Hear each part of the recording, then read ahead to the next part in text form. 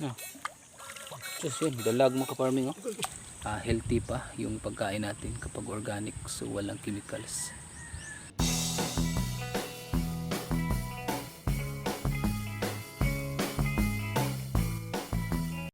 So hello mga ka-farming, good day. So nandito na naman yung ka-agri. So for today's vlog, so update tayo ngayon sa ating RC10 ating palayan. So ganito na ang kanilang hitsura. May hitsura ba yung palay? So yan, buting stage na tayo. So nagbuntis na yung ating RC10. So palay pala ni ang palay ay pala na RC10, ang palay pala na RC10, ang variety pala na RC10 mga farming. Ano, mabilisan lang mamunga. So wala pa itong 45 days. So yan, meron ng bunga, kaso ngayon is natamaan tayo ng matinding init. So wala ng tubig. So parang pangalawang malas na ito mga farming.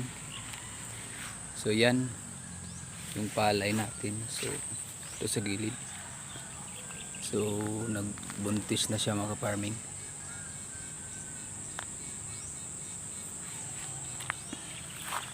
So ito na siya mga farming. Buting stage na siya. So yan. Hindi masyado marami ang kanyang tillers dahil wala na siya ng tubig. So yan, tingnan niyo, wala ng tubig. Sa susunod na linggo is wala na itong bibitak na itong lupa. So dito sa kabila dyan is meron tubig. So bilangin natin kung ilang tillers ba yung RC10 natin. Sa 2, 3, 4, 5, 6, 7, 8, 9, 10, 11, 12, 13, 14, 15 tillers. So 15 lahat mga ka-farming, 15 kalahat. So yan, so nagbuntis na siya. Tingnan nyo, ang laki na niya. So dalawang beses lang tayo dito nag-spray ng kanaan. So sayang mga ka-farming, sana makabunga ito para mababawi natin yung gastos natin. Sana hindi masira sa matinding init. Kapag mabitak na itong lupa, so yan, maepektuhan ang kanyang puno, ma-stress yung palay. So yan, yung bunga niya is hindi na maganda. Tingnan nyo, hindi masyadong mataas yung ating palay dahilan wala kasi supply ng tubig, dahil ang area dito is umasa lang sa ulan. Kapag walang ulan tulad ngayon, palapit ng El Nino or ito na ba yung El Nino, so wala talagang tubig. So dito banda mga farmers meron pang tubig, so ganda pa yung palay. Dahil doon sa kabila is hindi na aabot mga farming. So ito yung bunga ng RC10 natin. So yan, paganda ang palay dito dahil merong tubig. So yan, merong nangurinti doon ng isda. So tingnan natin yung mga huli nila, kung marami ba silang huli. So ito yung update sa ating RC10 mga farming. Pag magbala kayo magtanim ng RC10, mas maganda 3 or 4 na seedling ang inyong ititanim, dahil madalian lang RC10. Parang wala lang itong 3 buwan simula lang itanim, so mamunga, maharvest na. Dahil ang tanim natin dito is 2-3 lang. So kaya hindi masyadong marami ang kanyang tillers. So okay lang, 15 to 18 or 20. So dito sa mas meron tubig is marami. So yan, tingnan yung puno. Mga 2 linggo, so lalabas na itong lahat ng bunga ng ating palay. So ito yung resulta ng RC10 at ginamitan natin ng kanaan organic. So 2 beses lang ako nag-spray ng kanaan. So tinamad na tayo, baka palagi pa tayo mag-spray. So siyempre gagastos ka dahil bibili din yung kanaan mga farming. So dalawang beses, pero sprayan pa natin to ng isa kapag lahat talaga is malapit nang lalabas yung bunga. So isprayan natin ng isang beses mga farming para masuplayan yung para makakain pa siya ng mga nutrients galing ng kanaan, para gaganda pa rin ang kanyang bunga mga farming kahit hindi kahit walang tubig. So tama ba yung pagsalita ko mga farming? So intindihin nyo na lang yung Tagalog natin kung minsan is nagkamali tayo. So ditong banda, so maganda ang resulta dahil hindi ito na ubsan, wala siya na ubsi. So yan,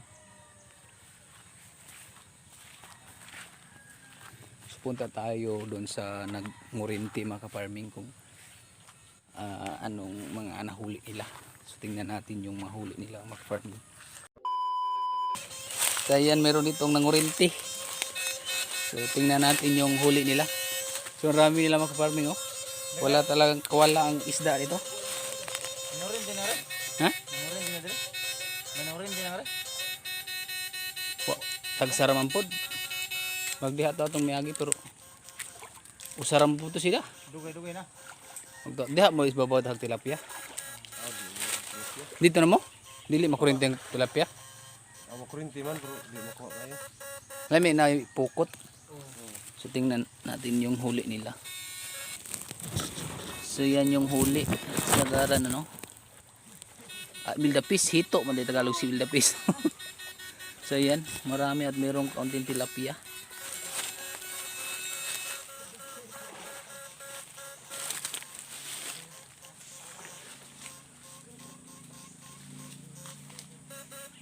So na pa despikas na. So ito pa mga ka-farming, oh, laking dalag mga ka-farming.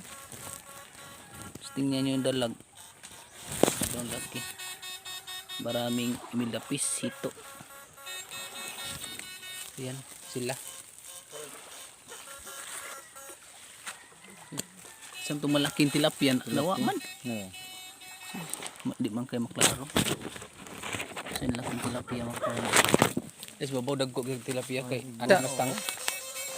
Karmin ko.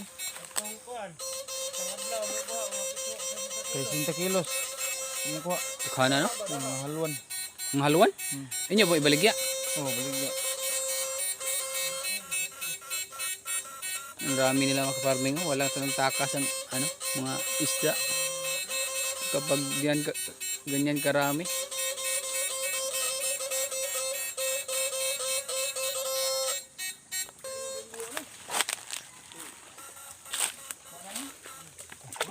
Dalag na maliit, maputi gudeng ko di ba matay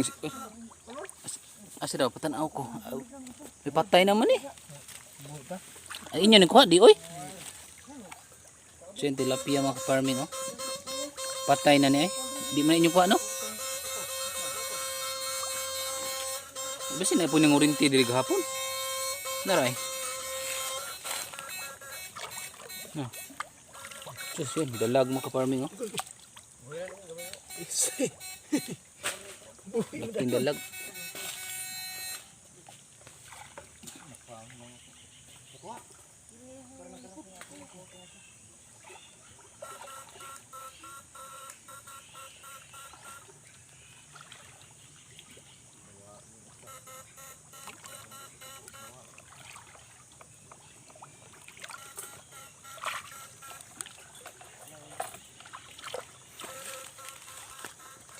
Uy, ang nila. Gahapon, mga kasili mong kuha gahapon. Dagko. Ang 2 ka buhok sa kilo. Hindi pa kayo dagko. So yun mga ka-farming, ang daming tilapia doon sa may Kawayajanan. Bawa dun ng tubig. So yun mga ka-farming, ang dami nilang huli na imidapis or hito ba yun sa Tagalog, at dalag. So ibibenta daw nila yung huli nila. So taga Kananga to sila mga ka-farming, Kananga Leyte. So ang bintahan daw na dito sa kanila is 160 per kilo, yung dalag is 180. So, mas mahal pa sa isda sa dagat ang presyo ng isda sa tabang. So yun. So yan. So update ko pa rin kayo dito sa ating palayan mga farming kung makabawi pa tayo sa gasto ng ating palay. Kang lulugiin na naman tayo ngayon. So nung una din is na ubusan din ng tubig. So kaya nalugi tayo. Tapos yung mga insekto din nung unang cropping is marami, tulad ng stem borer at rice bug. So ngayon so napapansin natin is wala naman tayong nakikita. So dito mga farmers sa Palayan is wala itong chemicals. So wala tayong ginamit na mga pesticide pampatay ng mga insekto. So kagandahan talaga ng organic mga farming is hindi lapitin ng mga insekto. So kahit isang beses hindi natin siya na-sprayhan. So yun ang kagandahan. Tapos kapag hindi ka rin gamit ng mga chemicals is dadami din yung mga natural pest tulad ng mga gamba. So sila yung kumakain ng mga insect pest. So sila yung tutulong sa atin mga farming. Kapag gamit kayo ng chemicals sa inyong palayan, so yun, sila yung una ding mamamatay. Tapos yung mga insect pest is meron silang pagka immune. So matagal silang mamatay mga farming. Kaya sila yung dadami sa inyong palayan. So dapat mga farming kapag mag-spray kayo, dapat sa timing talaga. Dapat kung saan aktibo yung mga insect pest, dun kayo i-spray. Kapag maliit lang, nakikita nyo ng mga insekto sa inyong palayan, so mas maganda is hindi na lang kayo gagamit ng chemicals, dahil yung mga natural pest na yung kumakain doon, so tulad ng gagamba. So yun lang yung payo ko sa nagtanim ng palay. Kapag magaling yung paggamit ng mga chemicals tulad ng pag-spray, so yan, dadami at dadami ang mga insect pest sa inyong palayan. So yan yung napapansin ko, dahil nung una is yun din yung ginagamit ko. Nagamit ako ng mga pang-spray tapos fertilizer. So dun malakihan ka sa gasto, dahil yun, bibilhin mo kasi yung mga chemicals. Kapag mag-organic ka, so yung mga tanim nyo tulad ng palay, so hindi masyadong lapitin ng mga insekto, dahil yung dahon ng palay, so yan, yung dahon ng palay mga farming is, kung mapansin nyo, kapag mag-organic kayo, matigas yung dahon, kaya hindi masyadong maingganyo yung mga insekto.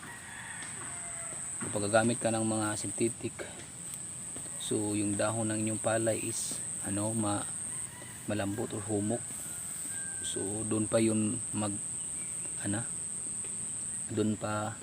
dito pa mangingitlog yung mga insekto sa ating palayan. So sila yung kaya maepektuhan talaga yung palay natin. So payo ko sa inyo, iwasan nyo talaga ang paggamit ng chemicals. Dapat maganda talaga ang organic. So sa pagkain din is healthy pa yung pagkain natin kapag organic, so walang chemicals. Kaya kung napapansin nyo, nung una is reduce talaga nila yung mga chemicals dahil mataas daw yung ani. Pero ngayon meron ng mga organic fertilizer na iba-ibang mga kung sa Bisaya pa daghan na naghimo og mga organic So mahirapan man tayo mag-explain mga farming. So kung sa online pa lang mayroong mga Humic Plus, Granumus. So yun, maganda yung pang soil condition, kanan organic fertilizer. So marami pa kayong mabibili sa online ng mga organic. So ayan. So kung napapansin nyo, so maganda naman yung palay natin ngayon, kaso lang wala ng tubig. Mas maganda pa ito kapag mayroon pang tubig. Kapag ganito na yung palay, kapag ganito nangailangan talaga ng maraming tubig. Kapag ganito na budding stage, so nagbubuntis, so ang tubig pala nito, mas ang kinailangan niya, recommended talaga niya is nasa 3 to 5 cm ang tubig niya. So ayun, so hanggang dito na lang ating vlog mga farming. So ito na lang yung update natin sa ating palayan, at doon nakakita tayo ng oriente ng isda. So hanggang dito na lang farming. Kung bago ka pa lang sa ating YouTube channel, huwag niyong kalimutan mag-support, like at subscribe, at pindutin niyo na rin ang notification bell para update kayo sa lahat ating gagawing video. Doon naman kayo makakita sa ating Facebook page. So mag-upload din tayo. Huwag niyo rin kalimutan mag-like and follow sa ating channel. So mga farming, hanggang dito na lang. Thank you for watching. Bye bye.